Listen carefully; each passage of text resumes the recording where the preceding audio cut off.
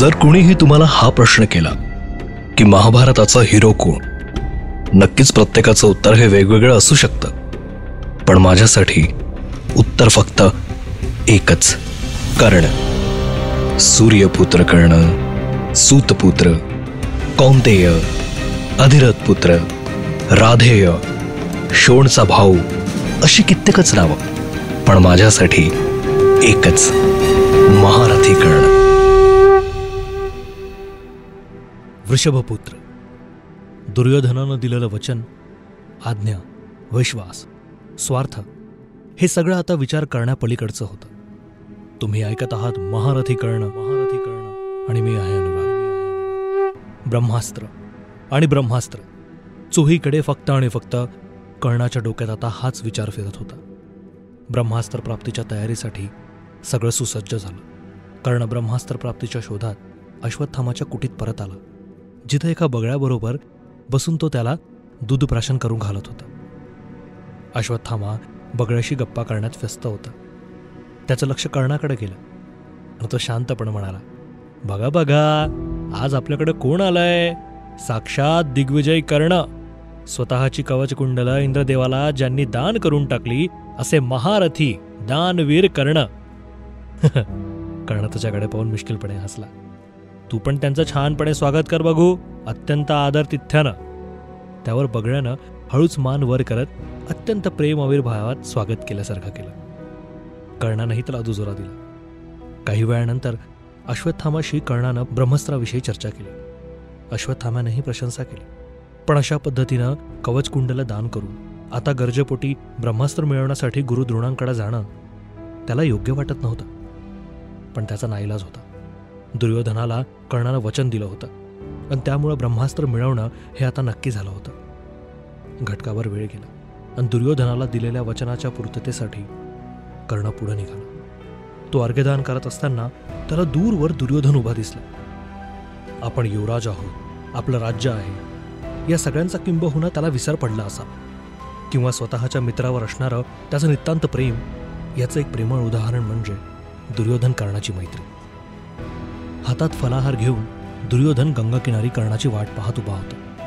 कर्ण हळूहळू पाण्याबाहेर आला आणि दुर्योधन लगबगीनं कर्णाकडे चालत आला. उत्तरीय त्याच्या खांद्यावर देत त्याला म्हणाला, घे, आधी अंगपूस आणि मग हा आहार घे, तुला आराम मिळेल. कर्णानं फलाहार घेतला. दुर्योधन त्याला म्हणाला, बघ मित्रा, माझ्यामुळं तुला हे सगळं करावं लागतंय, याची मला जाणीव आहे रे. पण तू हे विसरू नकोस की तू त्या इंद्राला स्वतःची कवच कुंडलं देऊ केली आहेस. तुझ्या दानशूरपणामुळे त्याला ते साध्य करता आलं, किंवा त्यामागे त्याचा काय हेतू होता हे मला, तुला किंवा कुणालाही माहीत नाही. जर हा त्या श्रीकृष्णाचा सापळा असेल तर? तुझ्याकडून कवच कुंडले घेऊन पांडवांसह ते आपल्यावर चाल करून आले तर? अशा अनेक शंका कुशंकानं दुर्योधनाला हैराण करून सोडलं होतं. अशावेळी ब्रह्मास्त्र हे एक महत्त्वपूर्ण पर्याय म्हणून आपल्याजवळ असायलाच हवं असं दुर्योधनाला वाटायला लागलं. कर्णाला ते लक्षात आलं. पण आता कवच कुंडल नाहीत आणि त्यामुळं सामर्थ्यावर शंका येणं साहजिक होतं.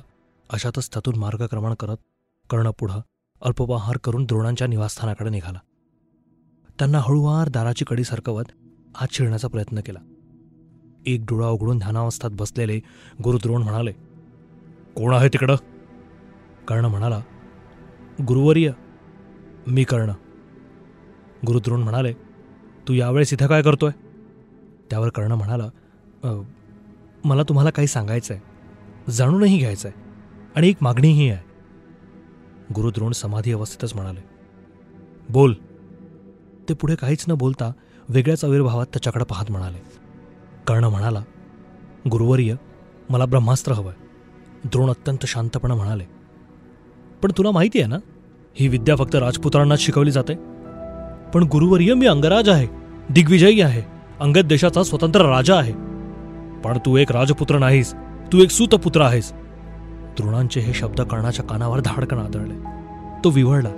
या क्षणी स्वतःला सामर्थ्य दाखवून देण्याची इच्छाशक्ती त्याच्यात जागृत झाली. पण त्यानं स्वतःवर ताबा ठेवला.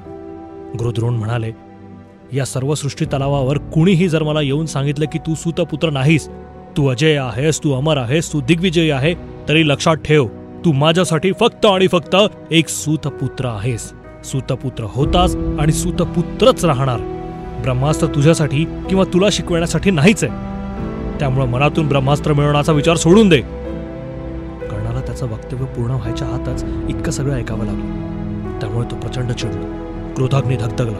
कर्ण कुटीच्या दाराला जोरदार लाथ मारत कुटीतून बाहेर आला. तप्ता रसात तळपून निघावा तसा तो दिसत होता. आता काहीही करून ब्रह्मास्त्राशिवाय विजय मिळवणार असं मनाशी त्यानं ठरवलं. पण युद्ध करणार कोणाशी, कधी आणि कसं याचं अजूनही उत्तर कोणाचकडे नव्हतं. महारथी कर्ण